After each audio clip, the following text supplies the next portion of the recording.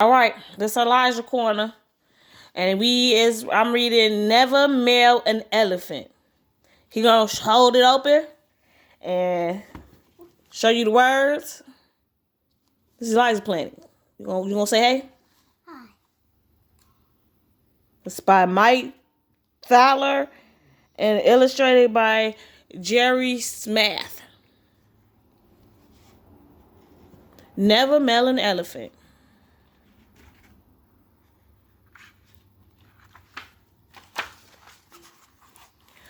One day, I decided to mail my cousin Dilly an elephant for her birthday.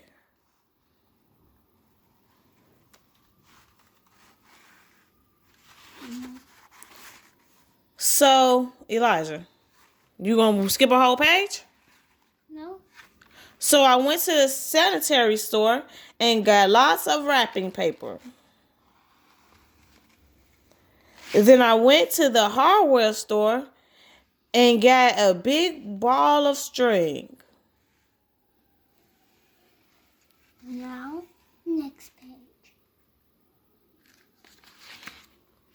Next, I emptied my piggy bank and went to the post office to get lots of stamps. Then I went to the zoo and got an elephant.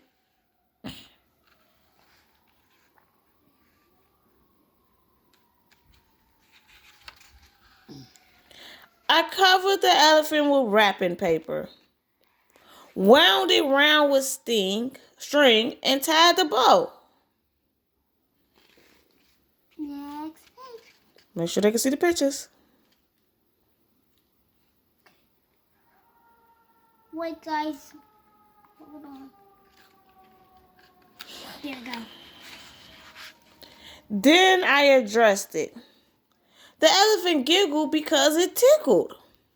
I let my dog lick the steps. Next page, I think. Wait, guys. Bang. Got it. Then I pasted them on. Lucky's tongue stuck to the floor. I pulled him loose.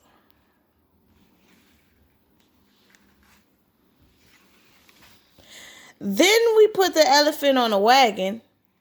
Could you hold it while I can see the pictures? And pulled it to the corner mailbox. You really finna try to put the elephant in the mailbox, baby?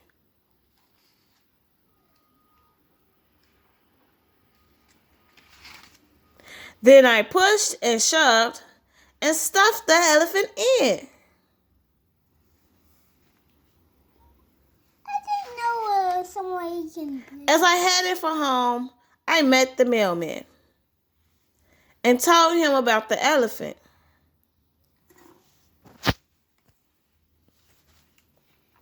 Wait, guys. I'm sorry to keep you waiting. Hold the picture up so they can see. The mailman went to the mailbox and opened the door. Then he pulled and tugged. Next page, baby. Oh, yeah. And yanked the elephant out. Then he wrestled it onto his cart.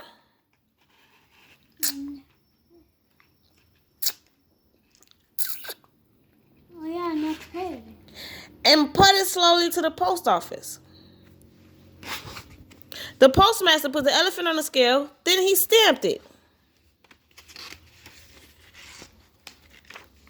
The elephant went wild. Its legs shot out of the wrapping paper. It jumped into the air, crashed into the wall, and ran all the way back to my house.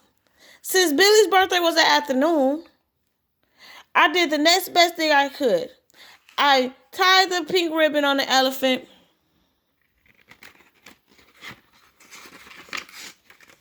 Then luckily and I climbed on top and rode it next door to her party.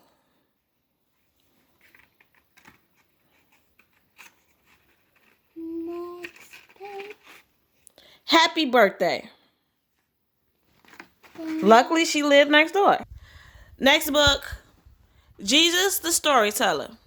Illustrated by Farn Thornton. Next page. Like all good teachers, no, I can't read it. What you doing that? Don't do that. Like all good teachers, Jesus was a good storyteller. You gotta hold it up, Big Liza. There you go. So they got read. So you only got read. So everybody could see it. He used stories to explain God's message to his disciples and to the crowds of people who came to hear him. One day when Jesus was teaching, a clever teacher of the Jewish law began to ask some awkward questions. He hoped Jesus would make a mistake. Tell me, said the teacher, how can I get to heaven and live forever? You know the scripture as well as I do, replied Jesus. What do they say about it? Tell me to love God with all my heart and soul, and to love other people as I love myself, the teacher answered, quick as a flash. Exactly, replied Jesus. It's as simple as that. But, went on the teacher, who are the people I should love? Jesus answered him by telling him a story. You gonna go to the next page? You the flipper. That's all you gotta do is flip the page. You got one job. One job. Flip. So you think they can see the words with your hand over them? There was once a man who was traveling along the road from Jerusalem to Jericho when he was attacked by robbers. They beat him up and stole his money. Then they ran off, leaving him half dead by the roadside. Not long afterwards, a priest came along. He saw the injured man covered in blood. There must be robbers about, he said to himself. I better get out of here. Then he crossed to the other side of the road and hurried off. Soon he was out of sight. Next page. A little later, a Levite came walking by. His job was helping the priest in the temple, and he was busy thinking about everything he had to do that day. He saw the injured man and went over to him. I'm in a hurry, he thought to himself. I just don't have time to get involved with this problem. Anyway, the man is probably dead, and for all I know, the robbers may still be nearby. They may decide to attack me too. And the Levite hurried off without a backward look. Next page, because I'm the flipper. It was an afternoon before anyone else came. This time a man from Samaria, a region whose citizens did not worship God in the same way as the Jewish people. The Samaritans were hated by many Jews. As soon as the Samaritan saw the injured man, he hurried over. The Samaritan then gently dragged the man into the shade of a tree and cleansed his wounds with wine. He rubbed oil into the man's bruises and tore up his own clothes to make bandages. So I'm the flipper. The Samaritan lifted the injured man onto his own donkey and took him to the nearest inn. He sat up with the patient all night, nursing him. The following morning, the traveler was much better. The Samaritan went to the innkeeper. I want you to look after this man, the Samaritan said. Here are 2 silver coins. If you need to spend more than this before he is well enough to leave, I will pay you back when I pass by here again next week.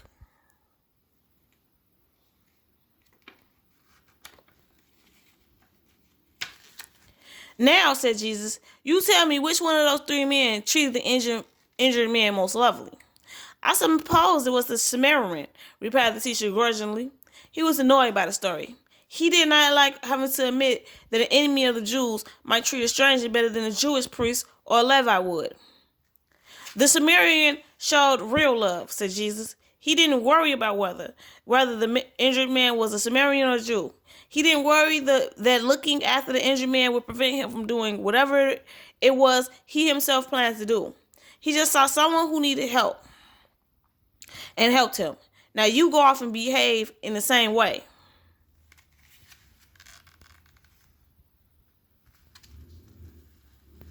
But that's paper.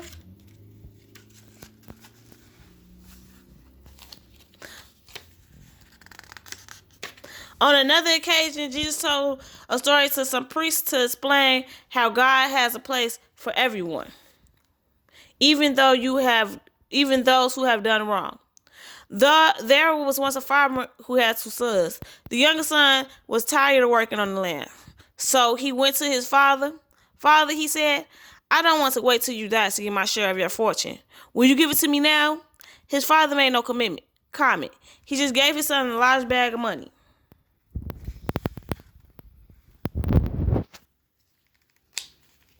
So are we open? The young, you gotta move your fingers. Move it. The young man left home. He went to another country and had a wild time enjoying himself. Soon he had spent all his money. His friends abandoned him. Then a severe famine hit the country, and the only job the young man could get was looking after pigs. Sometimes he was so hungry that he ate pig food. Eventually he came to his senses. I'm starving, he said to himself. I will go home and tell my father how foolish I have been. I will beg his forgiveness and ask him to give me work on his farm again.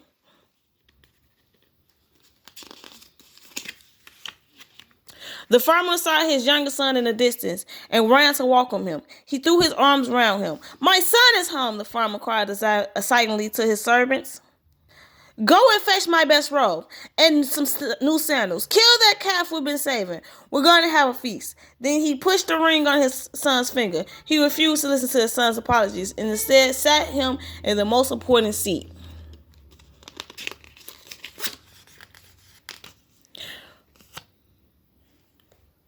Hold it. When the older son came home from the fields and found out what was going on, he was furious. I have stayed loyally by your side, working like a slave day and night, he protested to his father, and he will have given me no reward. Now your good for nothing son turns up, having spent all your money, and you hold a feast for him? It's not fair. Mama. The farmer was sorry to see his son so jealous. Don't forget, he reminded his son. You are here all the time, and everything I have will be yours one day. But I thought your brother was dead, and now he has returned alive and well. Isn't it right that we should celebrate? Be happy with me and forgive your brother as I have done. That's what God would want us to do. Through stories such as these, Jesus helped people understand what trusting God really means and how they should live their lives. My storyteller's getting sleepy, y'all. We gotta hurry this up. That's the end of the story. Last book, y'all seen my kid yarn. I'm trying to make your attention. So I want you to understand that I want you to. Your kid should be able to watch this video because my kid was able to listen to this video. St. Patrick's by Anne Tompert, illustrated by Michael Garland. This one you gotta hold the book to the side so you'll be able to see it too.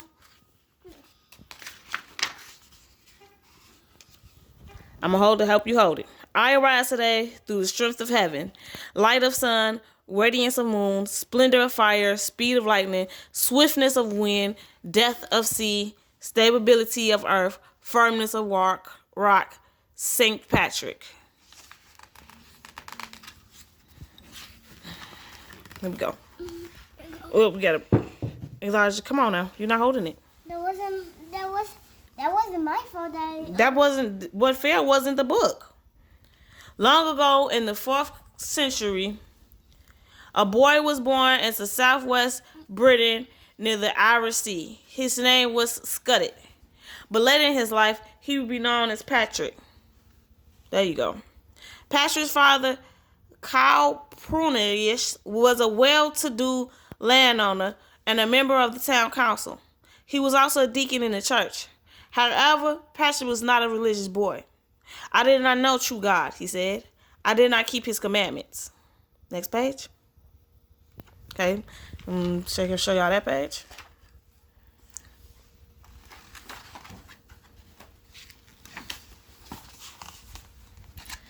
Patrick grew up in a comfortable home. He had good food to eat. He had fine clothes to wear. He went to school, but he was a poor student. Although his father knew Latin, the language of learning, Patrick did not speak or write it very well. I did not study like the others. Next page.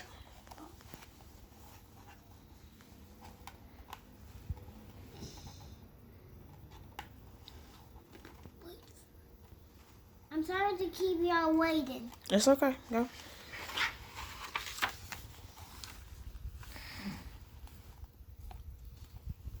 When Patrick was about 16, Irish pirates swept down upon the coast of Britain, blowing their bronze war trumpets. They looted villages and killed those who resisted.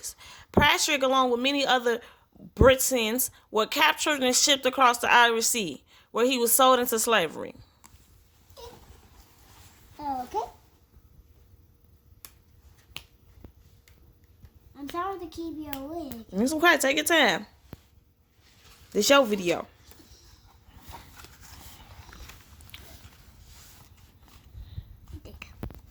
Patrick was sold to one of Irishland's many chieftains, who were called kings. He was taken to Northwest Ireland near the Western Sea, the ancient name to the Atlantic Ocean.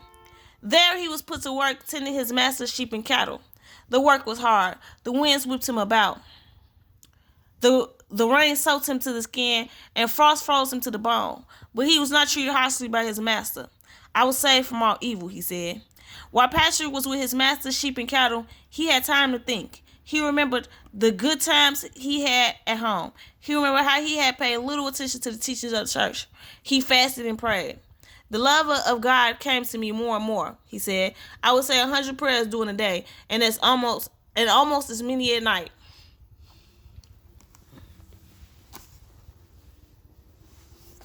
A guy that's sleepy would yawn 2 times. Yeah, sleepy. He ready for this to be. We almost done though, so we good. No, I want to read that last book. Well, I'm gonna use that to put you to sleep. Not the page, I think. Oh yeah, it's this page.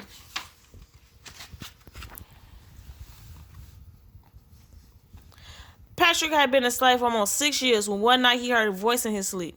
You will soon go to your own country, the voice said. A few nights later, he heard the voice again. Your ship is ready, it said. To find his ship, Patrick knew he would have to travel to Irish Sea, 200 miles away. Yet he set out one night to find the ship in freedom.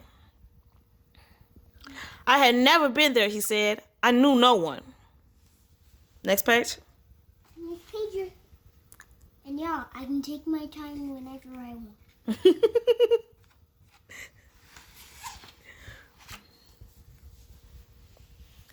Patrick was sure his master would send a search party to capture him, so he traveled during the night and hid by day. He trudged over mountain land. He worked his way through forests where branches slashed his arms and legs and ripped his clothes. He sloshed through bogs where the mud gripped his feet, trying to hold him prisoner. He often went hungry, eating only roots and berries. Although he suffered many hardships, Patrick never lost hope. God, keep directing my path, he said. I feared nothing. And here's the picture. Okay, next page.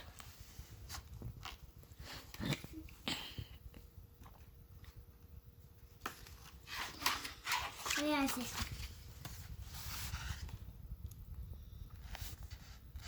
At last, he came to a port on Irish Sea. There he found a boat prepared to sail. He asked if he might go along. His request angered the captain. You cannot travel with us, the captain shouted.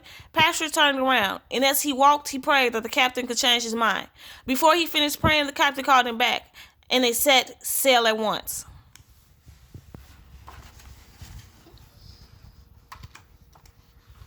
Punch, punch, punch. After sailing for 3 days, they landed on the shores of Britain. The land was covered with thick forests. For almost a month, Patrick and the other men wandered in the woods. The captain feared they would never find their way out. The men suffered from hunger. Many had collapsed, Patrick said. The captain, a pagan, asked Patrick for his help. Tell me, Christian, he said. You say that your God is great and all-powerful. Why then do you not pray for us? Turn your face to the Lord, my God, said Patrick. Ask him to send food. And here's the picture. Next page. Oh yeah, that's the pig. Pigs. He said, God sent us food. The captain and the man followed Patrick's advice. And that same day, a herd of pigs appeared. From that day onward, said Patrick, we had abundant food. After resting 2 days, they traveled for 7 more before they came at last to a village. Wow, that's a lot of pigs. Patrick left the man and continued his journey. When he finally reached home, his parents embraced him. After all the troubles I experienced, Patrick said, they earnestly requested that I never leave them again. Patrick was content to stay at home until he had a dream that changed his life. I saw in my dream a man who had countless letters from the people of Ireland. He said, they asked me to come back and walk amongst them one more. Because of his dream, Patrick believed that he was chosen by God to convert the people of Ireland to Christianity. His family and friends tried to persuade him to stay home, but Patrick knew he had to do what he had to do with his life.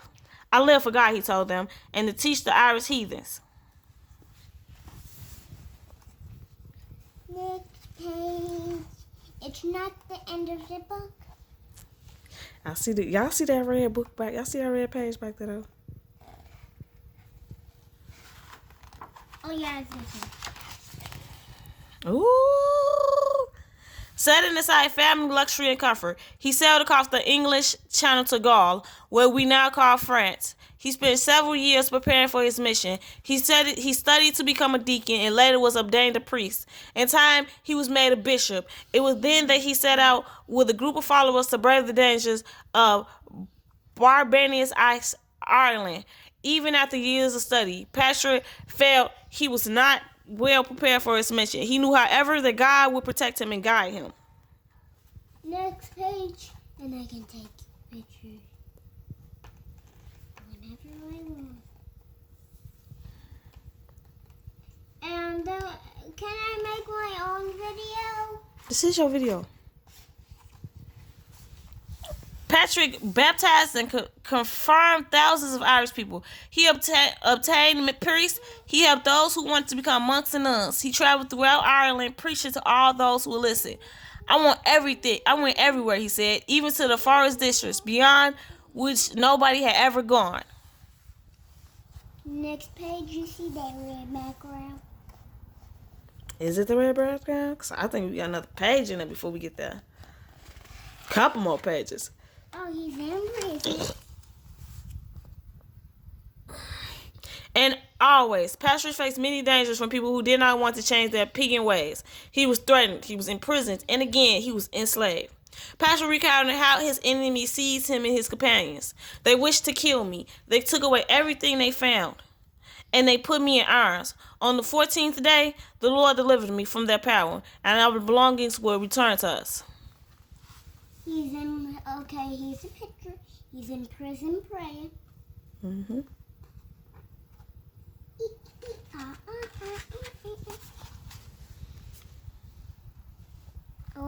Patrick stayed in Ireland for more than 30 years. Besides facing persecution by Irish pagans, he battled the pangs of homesickness.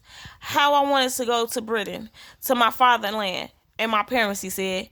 His wish was not to be. On March 17th, in about the year 1461, Patrick died, but his work lived on. He became known as the Apocalypse to Ireland and its patron saint. Our island became Christian because the priests, monks, and nuns he left behind continued to spread Patrick's message, inspired by his words. We ought to fish well and dignity as the Lord teaches, saying, I will make you fishers of men. We should spread our nets to take great thong for God. Everywhere there should be clarity to baptize and extra to poverty-stricken and needy folks. Is that the last page? I think this might be the last page. Let's see. Okay. Oh. Yeah, it's not. That's the last page. That's the end. We're not reading the author's notes. Nope. All right. Elijah, what's your outro? I don't want to end it yet. No, what's your outro? What's your outro? Do your outro. Tell them to like, comment, and subscribe. Wait. No. Tell them to like, comment, and subscribe. Tell them to like, comment, and subscribe. Tell them to like, comment, and subscribe. End the video properly. I will make this be your ending. No, end it right. Okay, that's the end. Comment down below, and that's the end of the story. This was a good book. We will subscribe to you tomorrow. And we out. Peace. Peace. Nah, they looking at you. Ooh, peace. Peace.